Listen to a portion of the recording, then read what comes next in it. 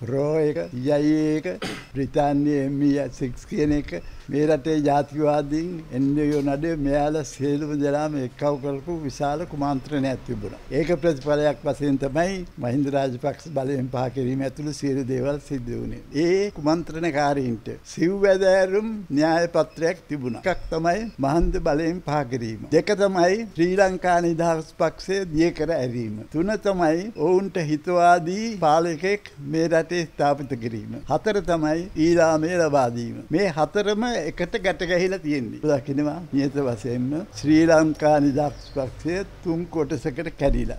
නිමල් සිරිපාල මහත්මයා කිව්වට අපි තමයි විරුද්ධ පක්ෂය කියලා. ඒක බොරු ලේබලයක් විතරයි. විරුද්ධ පක්ෂයක් නෑ. ජාතික ආණ්ඩුවට ශ්‍රී ලංකා නිදහස් පක්ෂයෙන් ගිය ඇමතිකම් ලබාගත් අය තමන්ගේ හදවතට කතා කරලා බලන්න ඕන. තමන් මොකද්ද මේ කළේ කියලා. මේ රටට එරෙහිව ද්‍රෝහීව ගත් තීන්දුවක් තමයි මේ ජාතික ආණ්ඩුව කියන එකේ කැබිනට්ටුවට ගිය එක. දේශපාලන පරිණත භාවයක් මේ බොහෝ දිනට නැහැ. හැබැයි මහින්ද රාජපක්ෂ ජනාධිපතිතුමාට ඒ දේශපාලන පරිණත භාවය තිබුණා. චම්පික රණවක 19 වෙනි ව්‍යවස්ථා සංශෝධනයකට විරුද්ධ වෙලා තියෙනවා. ජනතාව මිත්‍ර පෙරමුණ චම්පිකට දොස් කියනවා විරුද්ධ වීම ගැන. චම්පික රණවක කියන මිනිසයා මේකට විරුද්ධ වෙන්නේ ජනතා ප්‍රසාදයේ දිනාගෙන වෙනත් ඉහළ තනතුරකට පැනීමේ අදහසින් තමයි විරුද්ධ. ජනතා මිත්‍ර පෙරමුණට චම්පිකට දොස් කියලා මේ 19 වෙනි ව්‍යවස්ථා සංශෝධනයට කැමති වෙන්නේ බෙදුම්වාදීන්ගේ පිළේ ඉඳගෙනම.